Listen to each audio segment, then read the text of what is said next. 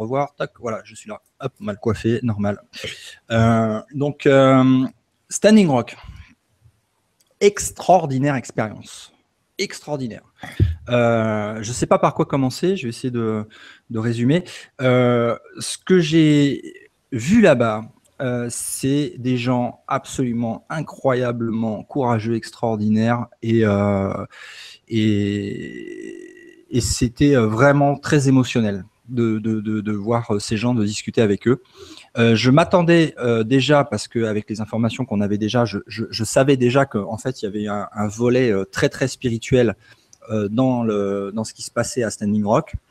Mais une fois sur place, j'ai été bluffé par le niveau de spiritualité des gens que j'ai rencontrés là-bas et le niveau de spiritualité du combat qui est en train de se mener là-bas. C'est avant tout un combat spirituel.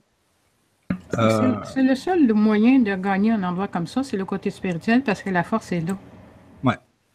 Donc, pour résumer la situation, il y a un terrain privé qui se situe de l'autre côté du Missouri, qui a été accordé par la personne qui le détient à tous les protestants qui sont venus s'installer et monter ce village de résistance de l'autre côté de la rivière. Ensuite, il y a la rivière qui est complètement gelée actuellement, on peut marcher dessus et tout. Et de l'autre côté de la rivière, il y a la société d'exploitation pétrolière qui est bloquée là et qui continue de creuser pour passer en dessous la rivière. Au niveau du fait qu'ils creusent ou qu'ils ne creusent pas, j'ai entendu les deux versions.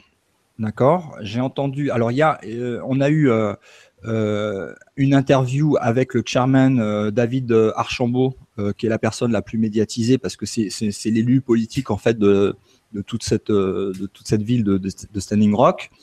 Mais il est très très très hautement controversé parce que déjà c'est un politicien et donc il y a eu deux versions en fonction de qui on va interroger. Donc lui, il nous a dit que la société qui s'est fait refuser donc le permis de continuer de forer actuellement a effectivement arrêté de forer.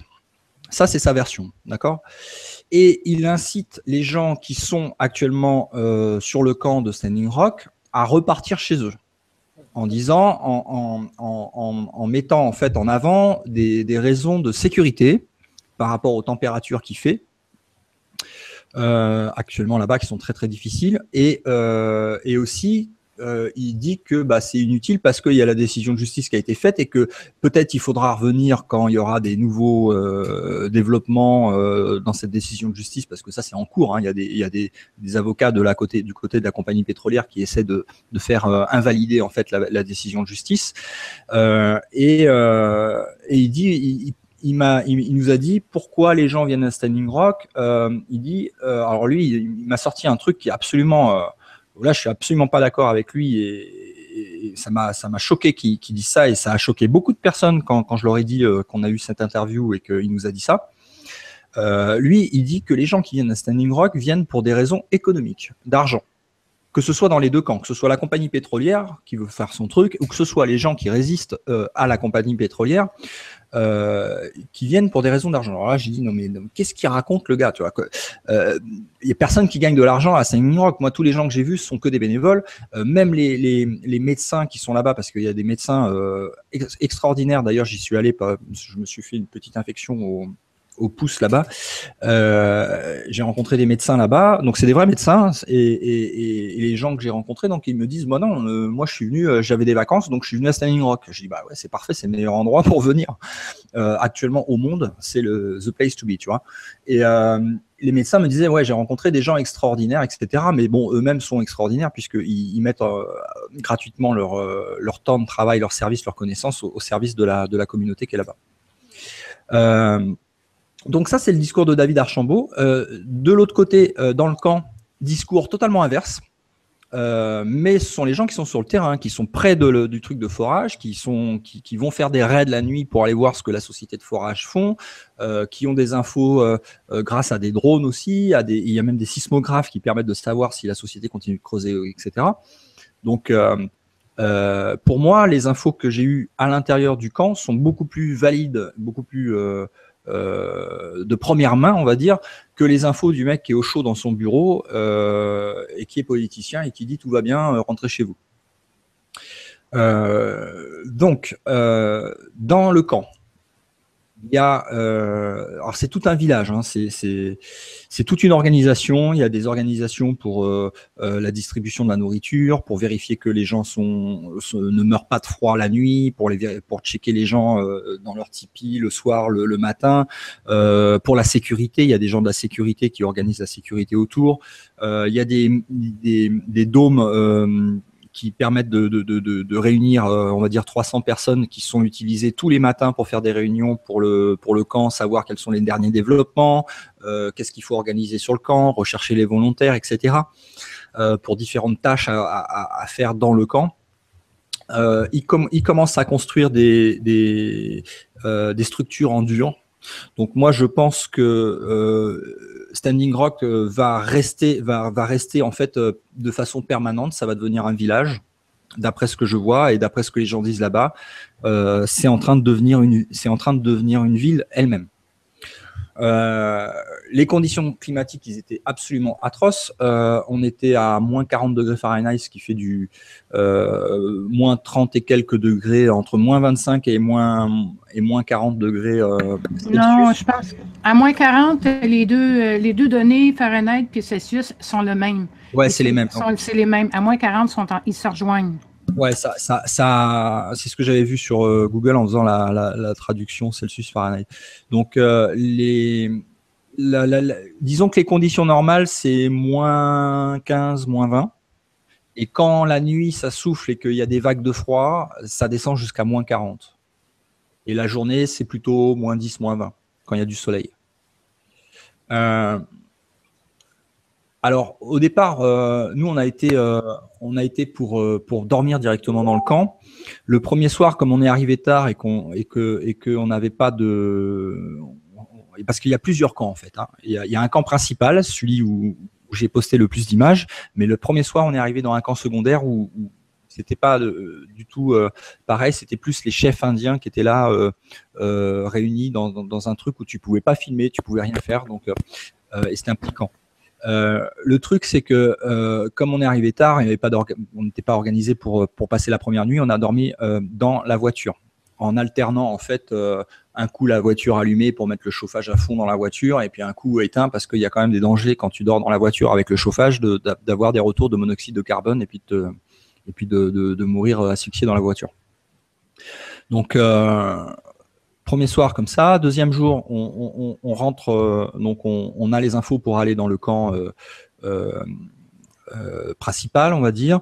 On rencontre les gens, on commence à discuter avec tout le monde, on commence à faire connaissance avec différentes personnes, et on nous propose pour le soir même de dormir dans un tipi. Donc il y a plein de tipis.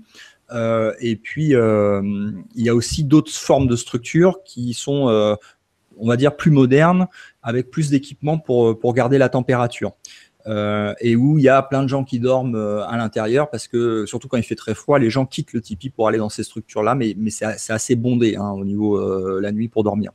Donc tu peux pas non plus avoir tout le temps de la place dans ces structures-là selon le moment où tu vas là-bas.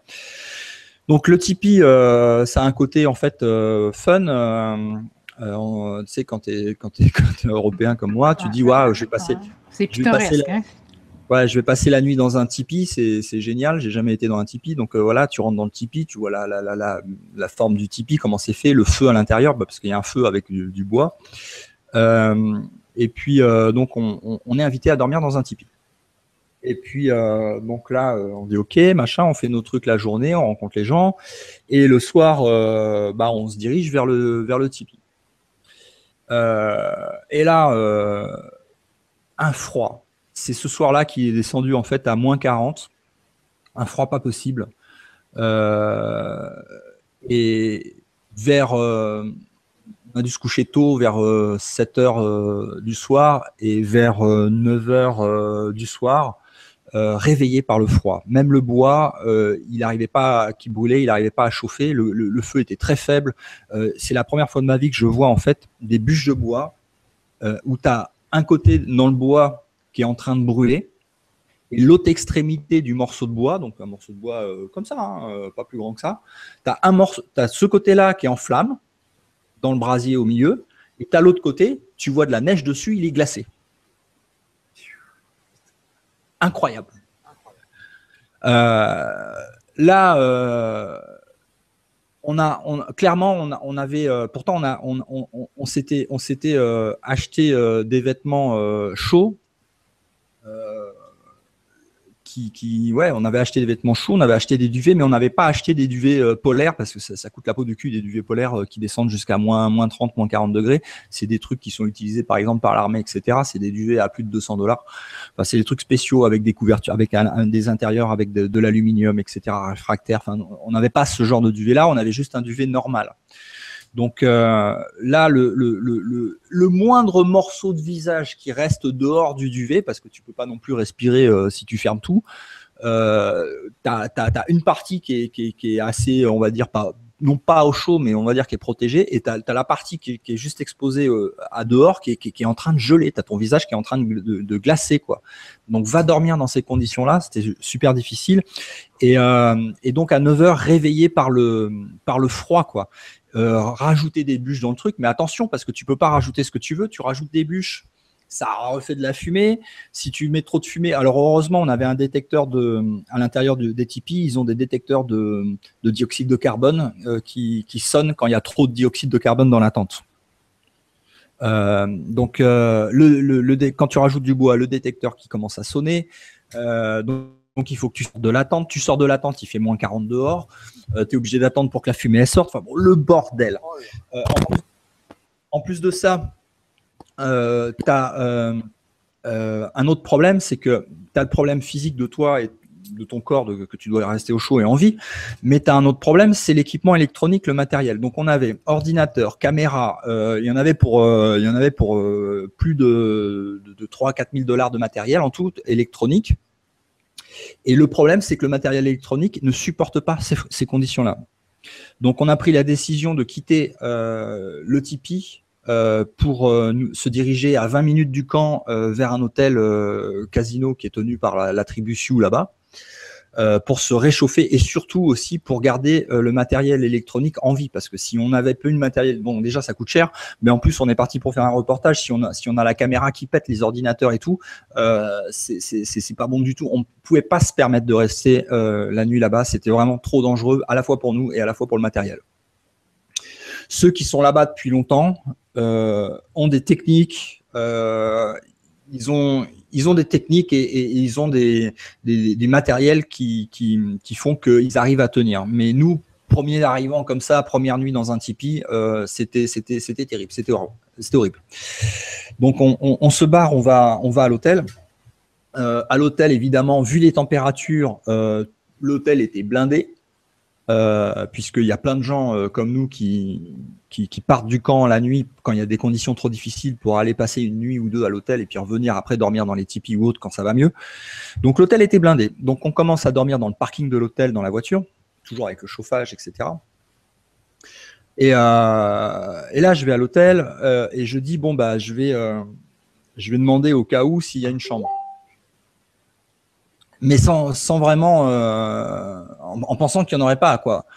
Et effectivement, je vais à l'accueil de l'hôtel et ils nous disent non, tout l'hôtel est complètement plein. Et il y avait des gens dans le lobby qui étaient inscrits sur une liste d'attente au cas où il y a une chambre qui se libère pour être appelé pour prendre la chambre d'après. Donc vraiment, c'était plein, quoi. Et là, en fait, je demande à la standardiste donc de dire mais vérifiez, vous avez vraiment aucune chambre, même pas une suite, quoi, parce que j'étais prêt à payer une suite pour le truc, tu vois, s'il y avait que ça. Et elle regarde dans son ordinateur et là, incroyable, elle trouve une chambre de libre et elle me dit ouais, j'ai une suite machin 150 $. Bon. Je dis bah vas-y, envoie la suite. Et au moment où elle fait qu'elle commence à faire la réservation, elle me dit ah bah non, j'en ai une à 100 $, donc je vais vous donner celle à 100 $, ce sera moins cher. Je fais, ok, super. Et là, donc je récupère le truc et je vais chercher ma collègue qui est dans la voiture, je la ramène dans l'hôtel. Et là, on voit tous ces gens qui sont en fait dans le lobby en train d'attendre aussi pour avoir une chambre. Et je regarde ma collègue, je lui dis, on peut pas laisser les gens dans le lobby avec, alors que nous, on a une chambre. On va demander aux gens qui sont là s'il y en a qui veulent partager la chambre, enfin dormir avec nous, quoi, dans la chambre. Et donc, on va dans le lobby et on trouve 2 personnes au hasard, mais le hasard n'existe pas. Et on voit donc deux gars qu'on propose d'inviter dans la chambre. On leur demande pas de participer à la chambre ni rien, on les invite. Donc, eux, super contents, viennent dans la chambre, dorment avec nous, par terre, etc. Et on passe donc la première nuit comme ça. Et le lendemain, on fait connaissance. Eux, ils étaient évidemment super contents de nous avoir rencontrés et qu'on leur ait proposé ça. Et il s'avère que ces 2 personnes qu'on a prises au hasard étaient 2 personnes de la sécurité du camp, dont un natif indien américain. Et pour nous remercier d'avoir en fait partagé cette chambre avec nous ce soir-là, on a hyper sympathisé et ils nous ont ouvert grand leurs portes et leurs connaissances à l'intérieur du camp. Donc on est arrivé dans le camp le lendemain avec 2 personnes de la sécurité qui étaient connues depuis des mois par tout le monde, qui nous ont introduits auprès de tout le monde, qui nous ont ouvert toutes les portes. On se baladait dans la voiture avec talkie-walkie. Il y avait même des endroits qui étaient réservés avec des barrières de sécurité pour aller sur la ligne de front qui était fermée. On est parti là-bas et j'ai posté les images sur Facebook et on a eu les barrières de sécurité qui ont été enlevées pour nous. On a eu accès à des endroits que personne n'a accès. Et là, quand on passe la barrière de sécurité, on arrive sur la ligne de front où il y a eu ces événements qui se sont passés, et c'est un pont en fait, il y a un tracé, un câble qui passe, qui a été tendu pour dire voilà, c'est la limite à ne pas dépasser. De l'autre côté, il y a des montagnes avec des véhicules militarisés de la police, des projecteurs, des snipers, et ils sont en train de vérifier que personne ne passe l'endroit. Et là, on arrive donc vers cette ligne de front. Et là, dans le blizzard, ça soufflait et tout. Il faisait une température incroyable. Je vois assis par terre un gars qui est en train de méditer tout seul dans le froid, au milieu de la ligne de front, avec la ligne qui passe juste devant ses pieds. Et le mec était comme ça, par terre, assis, en train de méditer. Et là, je fais waouh, putain. Le gars, j'ai filmé un petit peu, j'ai passé des images sur le truc. Donc, il nous raconte ce qui s'est passé sur cette ligne de front pendant les affrontements, etc. On filme aussi les véhicules militaires qui étaient en train de nous regarder, en train de nous filmer de l'autre côté. Et puis après, on est reparti parce qu'il faisait un froid absolument épouvantable. Et après, on a discuté avec plein de gens. Une des discussions que j'ai eues, que je vais vous partager ici et que j'ai pas pu en fait enregistrer parce que la personne ne voulait pas être filmée, mais j'ai eu une discussion, on va dire off avec lui. C'est un ancien militaire, donc un vétéran américain qui a été sur 3 fronts de guerre, Irak, Afghanistan, je sais plus lesquels, bah, voilà. Et donc Marines, américain, ancien Marines, 60aine d'années. Et le gars, donc je discute avec lui, et le gars me dit que lorsqu'il y a eu en fait les affrontements, il est venu à la ligne de front et il a commencé à faire des communications en langage militaire avec des signes, parce qu'ils ont des signes pour pouvoir communiquer à distance, les militaires, pour appeler les militaires qui, eux, sont du mauvais côté de la barrière, de l'autre côté, ceux qui défendent en fait la compagnie pétrolière, en essayant de faire venir un des militaires de l'autre côté de la barrière pour le faire venir, pour parler avec lui. Il réussit à faire venir un des militaires, Marines, qui reconnaît son langage de signes militaire, et ils commencent à discuter ensemble. Et il lui dit que bah oui, c'est un ancien vétéran, qu'il a été comme lui de l'autre côté de la barrière à défendre des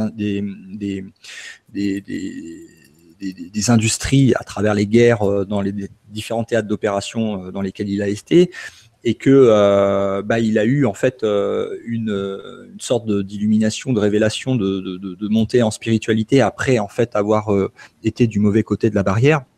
Et l'autre était très ému, n'a pas en fait évidemment changé de camp directement, mais il comprenait, il a été très ému et ils ont fraternisé, on va dire, enfin, en termes comme ça, quoi. Et il m'a dit un truc qui était vraiment très très poignant, et au moment où il me l'a dit, c'était limite s'il n'avait pas les larmes aux yeux. Il m'a dit j'ai été sur différents fronts de guerre. Il m'a dit je n'ai jamais vu de gens aussi courageux que ce que j'ai vu à Standing Rock. Jamais.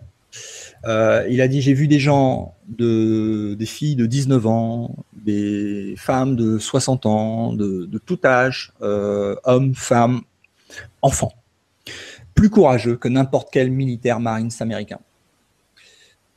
Quand ça tire sur les théâtres d'opérations de guerre, peu importe que ce soit des Marines ou n'importe qui, la première chose qu'ils font, c'est qu'ils vont se réfugier derrière le mur et puis ils s'organisent pour pas se faire buter et puis pour essayer de buter l'autre.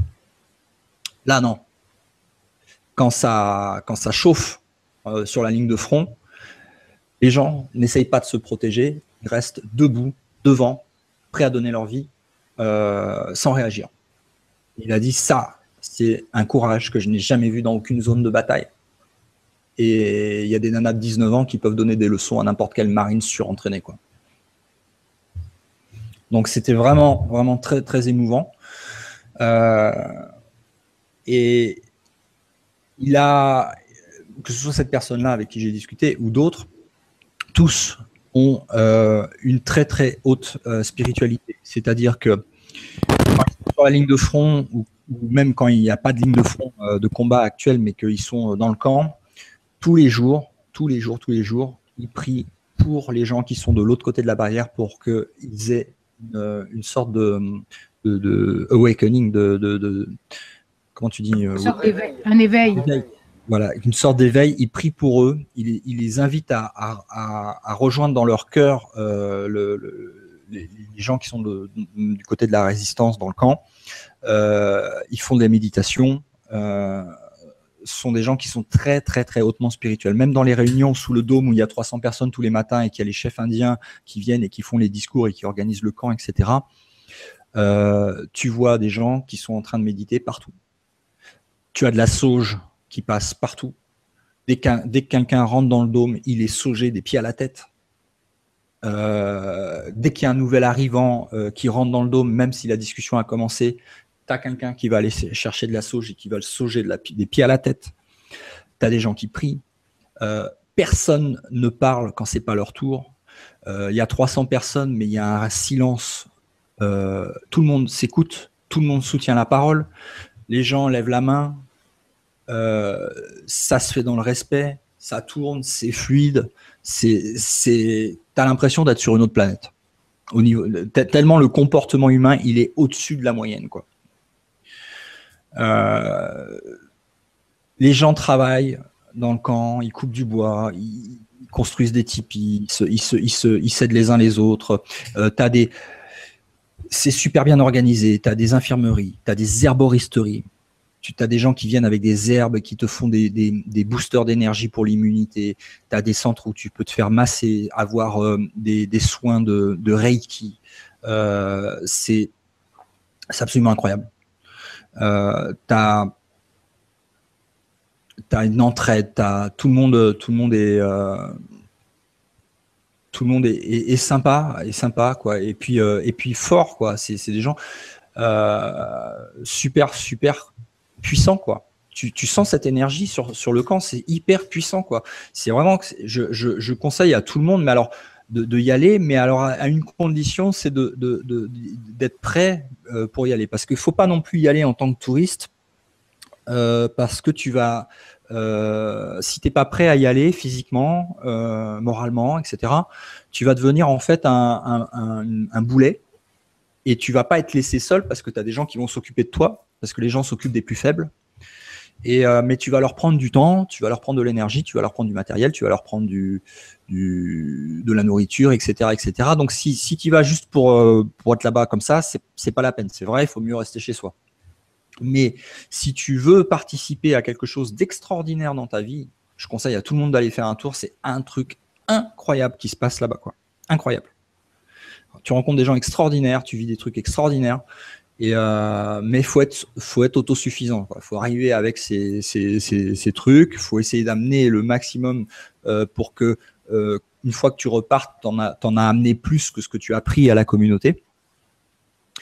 Et puis il faut aider, quoi. Faut aider dans le camp pour essayer d'apporter une valeur positive à ton déplacement, quoi. Mais si tu es prêt à ça, je conseille vraiment à tout le monde d'aller faire un tour là-bas parce que déjà c'est historique. C'est absolument incroyable. Et puis il y a besoin de plus de gens là-bas pour aller aider. Donc voilà, ça c'est le résumé du truc.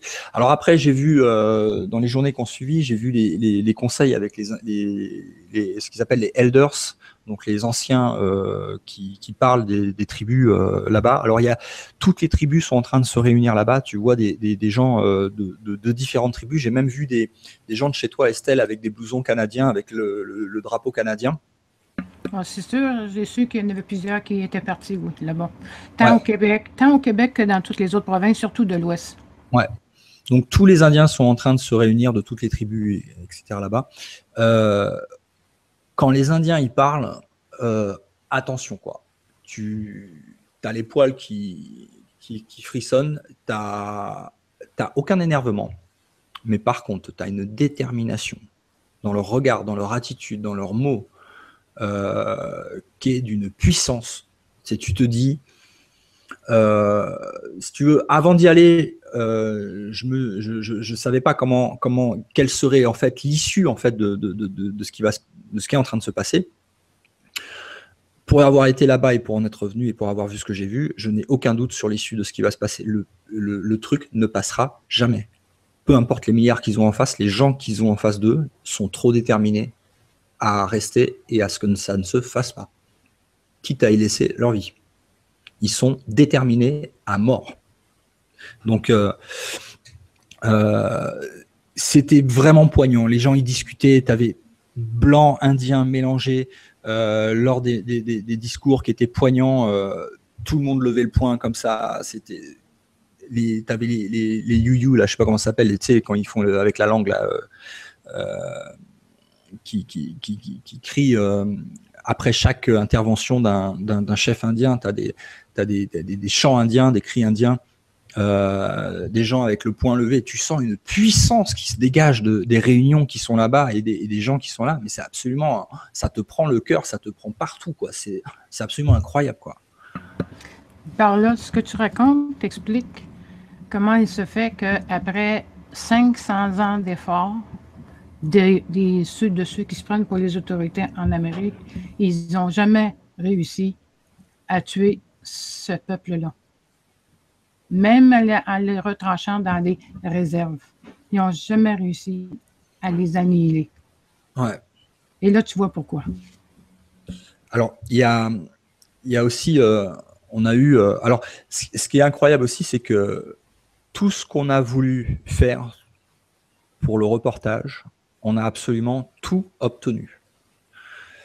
David Archambault, quand on est arrivé, la secrétaire nous a dit « Ah, bah, vous êtes la presse française, machin, vous avez rendez-vous ?» Non, on n'a pas rendez-vous. « Ah, bah, je peux vous prendre un rendez-vous dans 2 semaines. » Ah oui, mais dans 2 semaines, on est parti. Ah oui, mais il n'y a pas de place avant, il y a une liste d'attente, il a des rendez-vous partout. Un gars arrive, boum, c'était son bras droit, boum, il nous emmène dans le bureau, qu'est-ce que vous voulez savoir, de quelle question, machin, nanana, on commence à discuter avec lui, ah mais attendez, je vais vous obtenir un rendez-vous, boum, direct, rendez-vous, 1 demi-heure.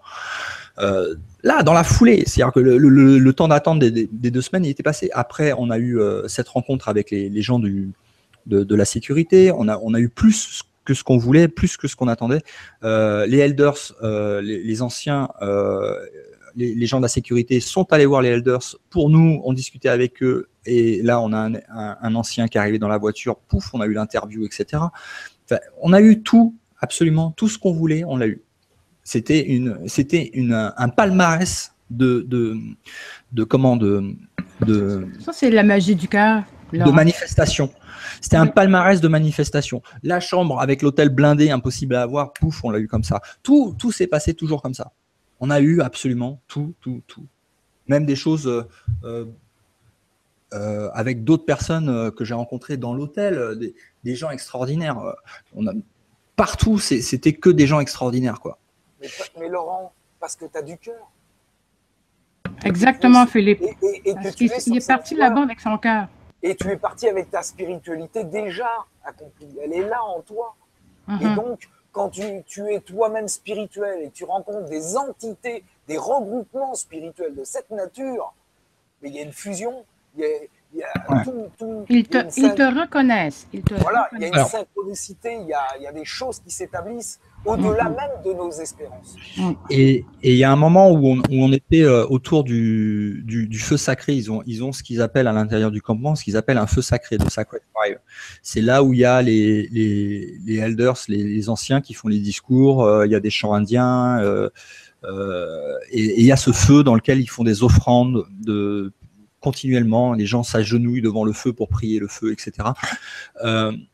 Et en fait, devant ce feu, il y a eu des passages en fait qui sont arrivés avec des gens qui sont arrivés, des danses qui sont arrivées, des chants qui sont arrivés, des discours, où en fait j'ai reconnu à ce moment-là le rêve lucide que j'avais fait il y a 3 semaines et qui m'avait incité à partir là-bas. J'en avais parlé dans l'émission d'avant. J'avais fait un rêve dans lequel je m'étais vu au milieu des Indiens sur le camp. Ben, les images en fait que j'avais vues dans ce rêve-là se sont réalisées, se sont passées ce jour-là. C'est absolument incroyable. Et donc aussi autre chose que je voulais, oui, j'ai oublié de le dire. Énorme merci à tous les contributeurs qui nous ont aidés à rendre ça possible, parce que on n'a pas pu faire le crowdfunding avec KissKissBankBank qui est complètement à côté de la plaque, et on a dû le faire nous-mêmes sur Stop Mensonge. On a réussi à lever à peu près $2000 et ça couvre pas tout à fait les frais qu'on a eu, parce qu'on a eu beaucoup plus de frais que prévu avec l'hôtel, etc. Mais ça aide grandement et je remercie toutes les personnes qui nous ont aidés et qui ont contribué. Merci beaucoup. Et on a laissé beaucoup de choses qu'on a achetées là-bas. Et puis c'est pas fini, on a encore plein de boulot à faire avec l'article qui va sortir et les vidéos qu'on va monter, parce qu'on a des images absolument époustouflantes qu'on va monter. Même s'il y a eu quelques problèmes techniques, on a quand même réussi à avoir pas mal d'images. Et puis voilà, donc un grand merci pour votre soutien. Et puis bah, vous allez pouvoir avoir les images bientôt et l'article bientôt. Je vais travailler dessus à partir de demain. Quoi d'autre? J'ai une question, Laurent. Oui. Est-ce que tu as croisé des militaires? Et si tu en as croisé, ça a été quoi ton ressenti? Enfin, sans faire le binaire, mais tu les as trouvés quoi? Positifs, négatifs? Quelle a été leur attitude? Des quoi? Des militaires. Bah, les militaires, c'est pas des militaires que j'ai croisés, c'est des anciens militaires.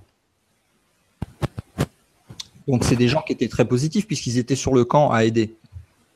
Alors, par contre, il y a des informations qui sont sûres et certaines, comme quoi il y a eu des infiltrations qui se sont passées dans le camp. Il y a des gens qui sont payés pour infiltrer en fait le camp et essayer de faire passer les protestants pour des, entre guillemets, des casseurs violents, tu vois, des trucs comme ça. En fait, il y a une guerre de l'information qui est en cours, et donc il y a des infiltrations de gens qui se sont faites, dont certaines qui ont eu lieu quand il y a eu les 2000 ou 3000 vétérans américains qui sont arrivés. À l'intérieur de ces 2000, 3000 vétérans américains, il y avait des infiltrés qui travaillaient pour la compagnie pétrolière, etc., et qui ont voulu introduire des armes sur le camp, à ce qu'il y ait des photos parce qu'après, eux, si tu veux, ils sont de l'autre côté de la colline avec des téléobjectifs, à regarder ce qui se passe au niveau de la ligne de front, et ils attendent la moindre occasion pour pouvoir tirer dans le tas et pour pouvoir prendre des images qui vont après diffuser dans la presse mainstream pour dire « Ah oui, mais regardez, ce sont des gens violents, ils veulent nous tuer, ils veulent casser ci, ils veulent casser ça, ils veulent tirer sur un tel. » Donc, ils sont là aux aguets à attendre ce genre de truc. Donc, si jamais, je vous le dis à l'avance, si jamais un jour ça arrivait et qu'il y avait quelque chose qui se passait du côté de ceux qui sont dans le camp contre la compagnie pétrolière ou ceux qui défendent la compagnie pétrolière, donc s'il y avait un tir ou n'importe quoi, ça serait de toute façon sûr que ça serait quelqu'un d'infiltré qui aurait fait ça. Alors, heureusement, il y a une grosse surveillance de ça à l'intérieur du camp. La sécurité est aussi là. Et donc, ils arrivent à repérer en fait plus ou moins les infiltrés qu'il y a dedans, même s'ils savent qu'il y en a toujours dedans. Mais partout sur le camp, partout où tu te balades, à l'intérieur du dôme où il y a les réunions qui se font tous les jours, etc., tu as des panneaux sur lesquels il y a marqué que c'est un combat spirituel, il n'y a pas de violence, il n'y a pas de réaction, il n'y a pas d'armes dans le camp. Dès que tu rentres, tu es checké par la sécurité pour vérifier qu'il n'y a pas d'armes qui rentrent et qu'il n'y a pas de... Bon, même s'ils ne fouillent pas les voitures, si tu veux, mais ils te demandent quand même, ils te regardent dans les yeux, ils te disent, voilà, est-ce que vous rentrez sur le camp, est-ce que vous avez des choses à amener, est-ce que vous avez de la drogue, est-ce que vous avez de l'alcool, est-ce que vous avez des armes à feu, est-ce que vous avez des choses qui peuvent être considérées comme des dangers, même des feux d'artifice, c'est interdit. Donc, tout ça pour vraiment vérifier que tout se passe dans la non-violence et dans la non-agression de la société qui, eux, les agressent. Parce que c'est eux qui tirent à coups de flashball et qui a arraché le bras de la femme, c'est eux qui tirent avec des canons à eau. Alors, il y a une personne qui m'a demandé, oui, mais comment ils peuvent tirer avec des canons à eau par moins 20 degrés? Mais réfléchissez un peu, le camion à eau, l'eau, elle est chauffée dans le camion à eau. C'est pas des abrutis, les mecs qui sont en face. Quoi. Ils ont du matériel qui est fait pour. Ouais, ils ont de grands moyens financiers payés par la cabale, il ne faut pas vous oublier. Donc, voilà. Donc, le truc, c'est un combat spirituel, c'est des gens extraordinaires. Ah oui, si, c'est ça que je voulais rajouter. Le Elders qui est monté dans la voiture, l'ancien qui est monté dans la voiture qu'on a interviewé, il y a un moment, j'ai demandé qu'ont dit les hommes médecine qui ont été en communication avec les esprits, donc les chamans, que vous ont-ils dit, quel message vous ont-ils transmis? Et il m'a dit, le message qu'on a reçu des esprits était le suivant: soyez comme le roc, ne réagissez pas, ne bougez pas, restez et soyez comme le roc. Et rien que d'en parler, ça me donne des émotions. Quand tu as une tribu qui s'appelle Standing Rock, donc le rocher qui se tient là debout, et que tu as les esprits qui leur disent quoi faire et qui leur disent voilà, vous réagissez pas, vous ne rentrez pas en conflit, juste vous êtes là et vous ne bougez pas, vous êtes comme le roc. C'est vraiment incroyable ce qui se passe et les messages qu'ils ont là-bas, et c'est d'une très grande beauté. La dernière fois que j'avais rencontré en fait une aussi grande communauté réunie de gens hautement spirituels avec autant de gens et d'énergie, mais c'était pas autant. C'était quand j'avais été à la conférence de Contact in the Desert en 2014. Il y avait 2000 personnes comme ça qui avaient un très haut niveau spirituel. Donc déjà, c'était à l'époque, c'était très fort. Mais là, ce que j'ai vu là, tu multiplies par 10. C'est hautement spirituel. Et très, très difficile. Il y en a qui sont là depuis 5 mois, 6 mois, etc. Alors après, il y a beaucoup de turnover aussi. Il y a beaucoup de gens qui arrivent, qui repartent une semaine après, qui laissent des trucs là-bas. Il y a des levées de fonds qui se font à droite, à gauche. Les mecs, ils se prennent un camion, un bus qui remplissent de vivres et de machins, et puis qui emmènent tout ça et qui restent une semaine ou deux et qui repartent. Et puis il y en a d'autres qui arrivent, etc. Donc il y a deux choses. Il y a ceux qui restent tout le temps, et puis il y a ceux qui sont en rotation, on va dire. Donc, il y a besoin de continuer la lutte parce que la société de forage, comme je vous ai de pétrolière, il continue de forer. Ça, c'est quasiment certain, à 90%. parce qu'il y a des sismographes qui le montrent, il y a des raids qui se font pendant la nuit. Là, j'ai rencontré quelqu'un qui est parti, je l'ai filmé d'ailleurs en l'interview, qui est parti en fait pendant la nuit sur la glace, sur la rivière, et qui ont été le plus proche possible de l'endroit où ils continuent de forer. Et en fait, alors qu'ils étaient sur la glace en train d'arriver, là, il y a eu la sécurité qui est arrivée avec des motoneiges qui les ont chassés et tout. Ils ont été obligés de courir sur la rivière glacée, etc. Alors que la rivière ne fait pas partie de leur terrain. C'est-à-dire que les mecs, ils ne respectent absolument rien. Ils ne respectent pas la loi. Ils vont te chasser même là où ils n'ont pas le droit. Donc, ils continuent de forer. Alors, de toute façon, il y a une chose qui est sûre et certaine, c'est que ça, c'est officiel. Hein, la compagnie pétrolière, quand il y a eu la décision de justice qui leur a dit arrêtez de forer, a fait une déclaration publique qui est passée dans je crois que c'est le New York Times ou ailleurs, enfin un journal mainstream, où ils ont dit we don't give a shit and we are going to continue to drill. On n'en a rien à branler et on va continuer de forer malgré la décision de justice. À savoir qu'ils sont prêts à payer les amendes en étant hors la loi, puisque les amendes, c'est du pipi de chat pour eux, c'est $50,000 par jour. Donc $50,000 par jour, c'est quoi? C'est 2 francs pour toi par jour, tu vois, même pas. Donc les mecs continuent de forer. Alors l'excuse qu'ils donnent la société de compagnie pétrolière, l'excuse qu'ils donnent, c'est non, on fore plus, mais on fait tourner le matériel de forage parce que vu les conditions de froid, il faut que le matériel de forage continue de tourner pour éviter que ça gèle et que ça casse, etc. Donc on continue de faire ça, mais on fore pas. Mais c'est faux, ils continuent de forer. Alors, par contre, ils continuent de forer, ils peuvent forer en fait, si tu veux, tu as le camp d'un côté, la compagnie pétrolière de l'autre, et puis tu as la rivière qui passe au milieu. Alors, ils continuent de forer, on ne sait pas s'ils continuent de forer à la verticale pour atteindre le point où ils vont passer après en dessous, ou s'ils ont déjà commencé à forer sous la rivière. Ça, je ne sais pas. Par contre, ce que je sais, c'est que même s'ils creusent sous la rivière, il y a bien un moment, il faut que le tuyau il ressorte.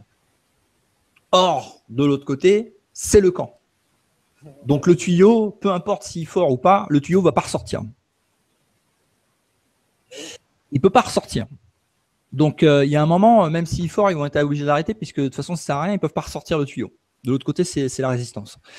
Donc, il n'y a pas de danger immédiat concernant des fuites de pétrole, puisque de toute façon, on est en plein forage, il n'y a pas de pétrole dans le tuyau encore, donc il n'y a pas de risque immédiat de pollution.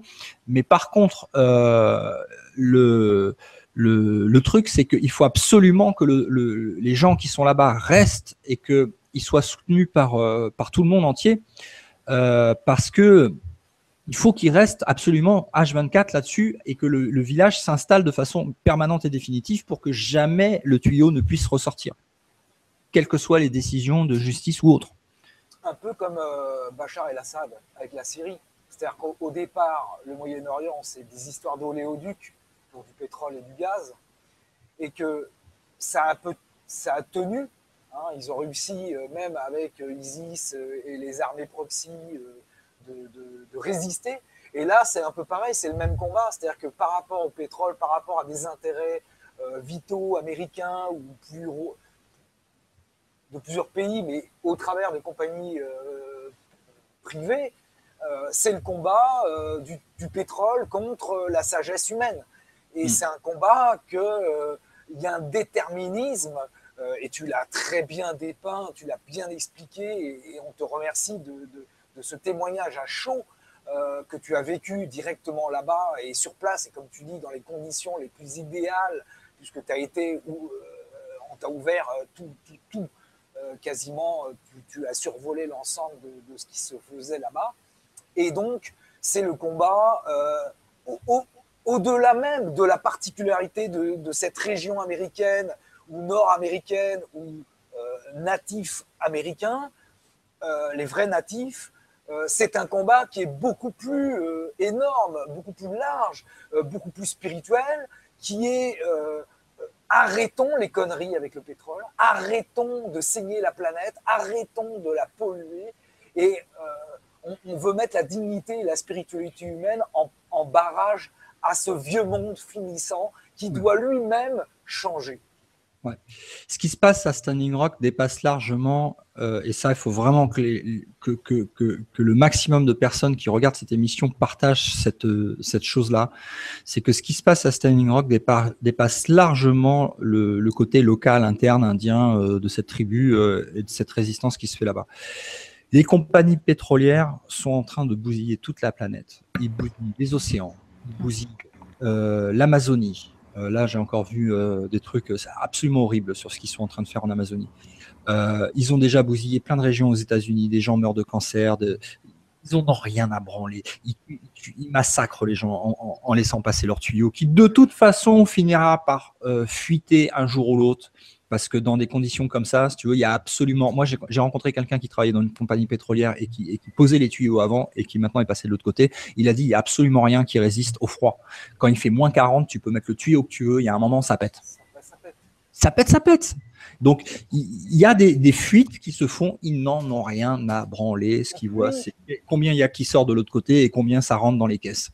Et puis, mais c'est sûr, il faut comprendre que ce qui se produit à Standing Rock, le monde entier a les yeux dirigé là, et c'est important parce qu'il mène un combat qui concerne tous les habitants de la planète. Bah oui, c'est tous les habitants de la planète. Et nous aide au plus haut point de tout le monde sans exception.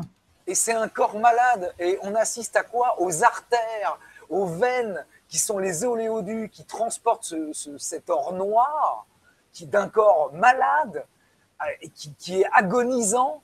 Hein, on voit que la planète, ces veines qui sont, au lieu d'avoir du sang propre, du sang vert, du sang de la vie, on a du sang pourri, noir, dégueulasse, qui ne nourrit que quelques petites familles au travers du monde et qui nous pollue dans nos moyens technologiques, nos voitures, parce qu'il est acheminé par ces éoléoducs, mais après, nous, on le crame dans nos voitures. On le crame dans nos centrales pour chauffer, pour l'électricité et tout ça. Ouais, Philippe, surtout quand on sait qu'il existe bel et bien des technologies pour remplacer cette technologie totalement dépassée, archaïque. Les mêmes pétroliers ont spolié les brevets de Tesla qui permettaient l'avènement d'un monde propre. Ouais, on peut arriver sur l'énergie libre. Alors, des choses plus spirituelles, beaucoup plus en harmonie avec cette planète. Bah, y a eu un discours qui a été fait, faudrait que je le retrouve, d'un des Kennedy là, qui est monté pour soutenir Standing Rock, qui expliquait que de toute façon, il n'y avait aucun intérêt économique pour la population à ce que ce tuyau passe, parce que les énergies maintenant fossiles sont nettement plus coûteuses et moins rentables que les énergies propres. Comme par exemple l'éolien ou sans parler de Tesla qui est encore mieux, ou même du solaire.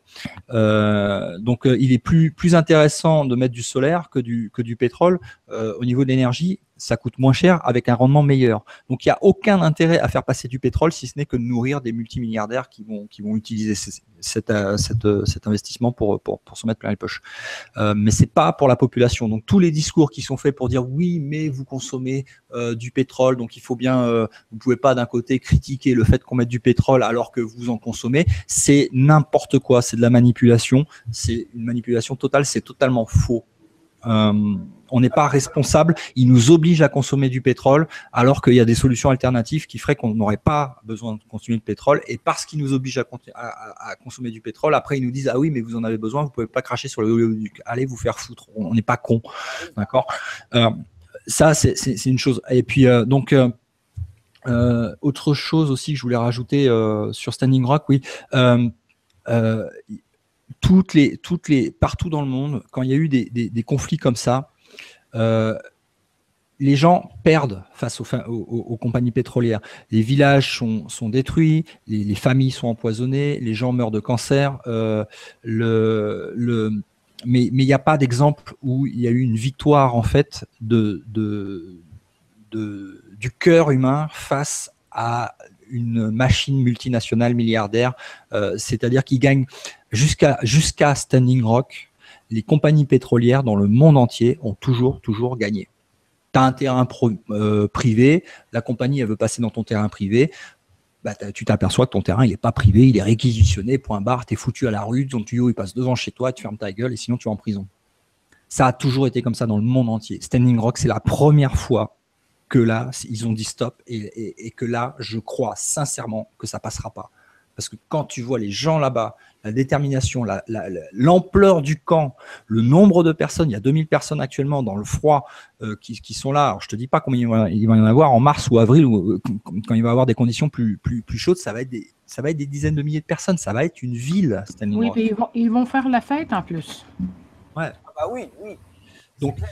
Donc ça dépasse largement le cadre local de ce qui se passe. C'est pour ça qu'il faut absolument continuer à communiquer là-dessus et à répandre en fait ces informations. Surtout ne pas tomber dans le piège de relayer les informations qui disent oh, il y a eu cette décision de justice, donc c'est terminé, victoire, machin, nana. Non, ça c'est une manipulation aussi. Il n'y a pas de victoire totale, c'est une petite victoire de bataille. Mais derrière, il y a une énorme guerre qui est en sous-feu à l'intérieur et qu'il faut continuer de surveiller. Il faut aller soutenir. Il faut aller.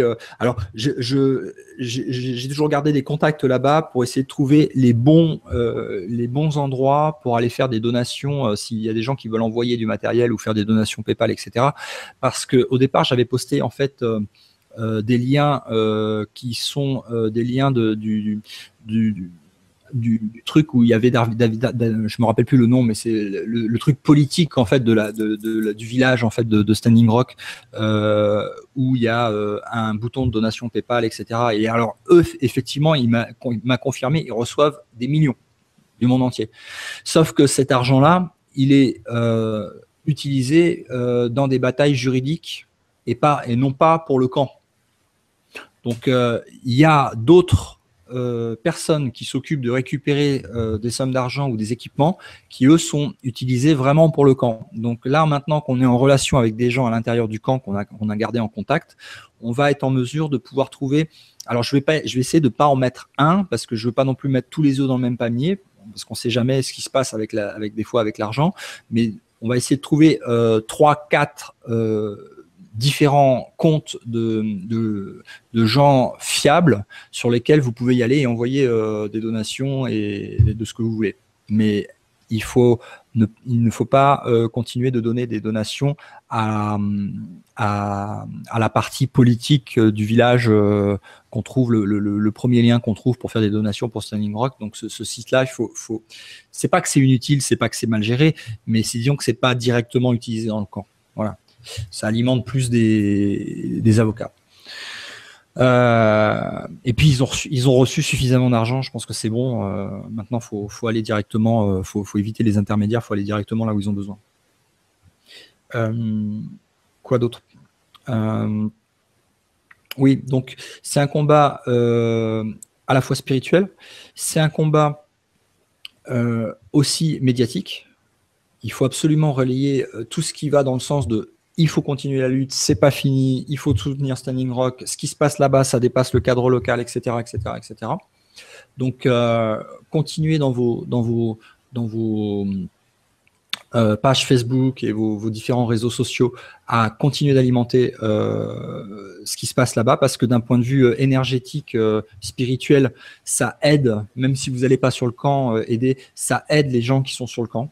Ils ont besoin de soutien au niveau communication dans le monde entier. Voilà, donc ça c'est le message aussi que je voulais faire passer. En tout cas, moi, vis-à-vis de ce combat aussi sur l'énergie libre et sur ce que je parlais tout à l'heure de Tesla et des avancées qu'il aurait pu proposer pour le monde, qui ont été spoliées justement par les mêmes pétroliers qui se sont bien gardés de les divulguer au grand public.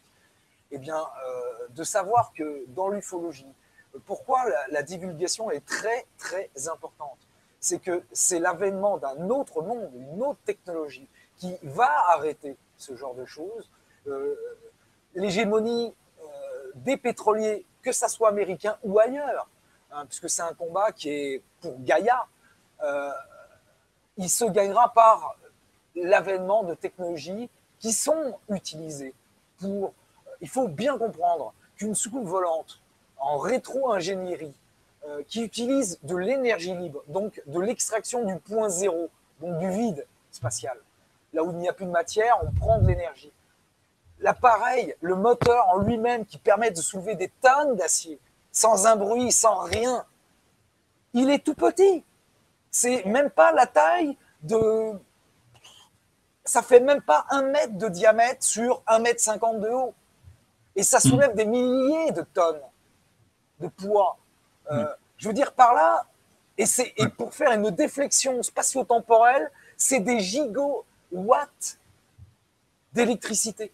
C'est-à-dire le rendement est supérieur d'une centrale nucléaire. Et c'est pas polluant.